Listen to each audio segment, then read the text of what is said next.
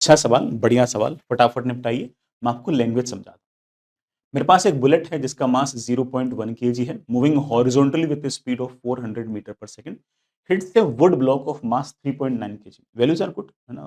कोई खास परेशान वाली बात नहीं है। Kept on a horizontal rough surface.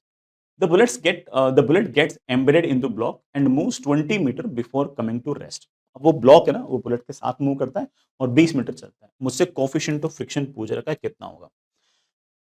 चलिए अपन एक बार डायग्राम बनाते हैं। मेरे पास ये हॉरिजॉन्टल सरफेस, उसके ऊपर बड़ा ऐसे ब्लॉक पड़ा हुआ है। इस ब्लॉक के और सरफेस के बीच में कोफिशिएंट ऑफ फ्रिक्शन जो है ना, वो बड़ा म्यू। इसका मास बड़ा मेरे पास 3.9 केजी। मेरे पास एक 0.1 केजी का बड़ा एक पार्टिकल आया और इसके पास बड़ा वेलोसिटी है सामने की तरफ 40 मीटर पर सेकंड। सॉरी बेटा, 40 नहीं, 400 मीटर पर सेकंड। ये आती है आती है आती है और धंस जाती है, धंस जाती है मतलब अंदर रहेगी बेटा, अंदर रहेगी। और वो अंदर रह गई और अंदर रहने के बाद 3.9 तो बड़ा ये और 0.1 की बड़ा बुलेट, ये सारे के सारे बड़ा लेट से किसी वी वेलोसिटी से सामने की तरफ जा रहे हैं। ये वी निकालना बड़ा लगाया था खेल है। जैसे बुलेट अंदर धसेगी बड़ा बुलेट पर ऑफ कोर्स फोर्स लगेगा पीछे, वही फोर्स बड़ा इस पर लगेगा आगे। तो लीनियर मोमेंटम कंसिडर कर सकते हैं। इसके पास बड़ा लीनियर मोमेंटम है 0.1 इंटू 400।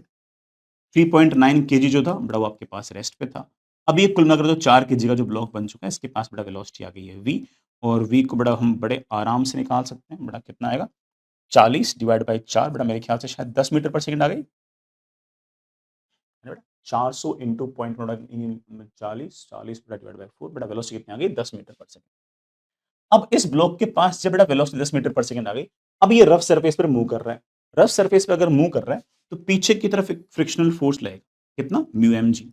उसके कारण पीछे की तरफ एक एक्सेलरेशन आएगा म्यू जी, और उसके कारण बड़ा इसकी वेलोसिटी घटेगी घटेगी घटेगी, कहीं ना कहीं जाकर बड़ा इसकी जो वेलोसिटी है वो आपके पास जीरो हो जाएगी।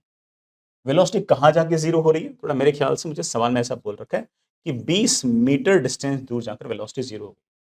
Initial velocity, final velocity, displacement और एक्सेलरेशन, इन चारों को रिलेट करते हुए बेस्ट इक्वेशन कौन सी है?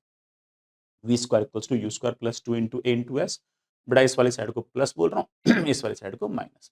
तो फाइनल वेलोसिटी का square is equals to initial velocity का स्क्वायर प्लस 2 टाइम्स एक्सेलरेशन, बड़ा एक्सेलरेशन पीछे की तरफ इसलिए माइनस ले लिया, मल्टीप्लाई बड़ा मेरा डिस्प्लेसमेंट।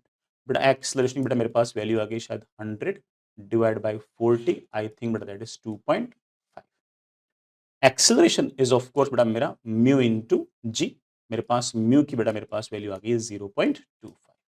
ये बेटा मेरे पास आंसर होना चाहिए, दैट इज द फोर्थ। इसमें बेटा किसी को कोई डाउट हो, कोई कॉन्सेप्ट हो तो मुझसे पूछ सकते हो बेटा। फोर्थ, हाँ बेटा, बिल्कुल सही बात है बेटा ना। तो फोर्थ बेटा अपना आंसर बिल्कुल परफेक्ट है। अब इसमें ना यार, मतलब मैं ऐसा एक्सपेक्ट कर रहा था कि मुझसे कोई ना कोई बच्चा ये पूछेगा कि सर आपने लीनियर मोमेंटम कंसिडर कर कैसे दिया, आपकी हिम्मत कैसे हो गई? क्योंकि सर यहाँ पर तो ना फ्रिक्शन लग रहा है, और अगर फ्रिक्शन लग रहा है तो आप लीनियर मोमेंटम कंसिडर कर कैसे सकते?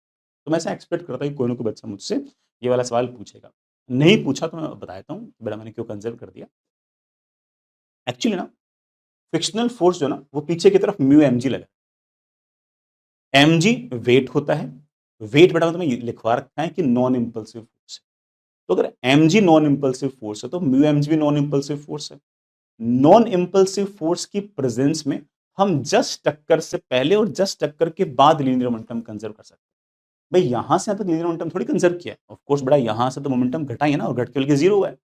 मैंने तो उस बुलेट के एंटर होने से पहले और जस्ट एंटर होने के बाद सिर्फ और सिर्फ इस इतने से टाइम इंटरवल के अंदर ही लीनियर मोमेंटम कंजर्व किया। ठीक है,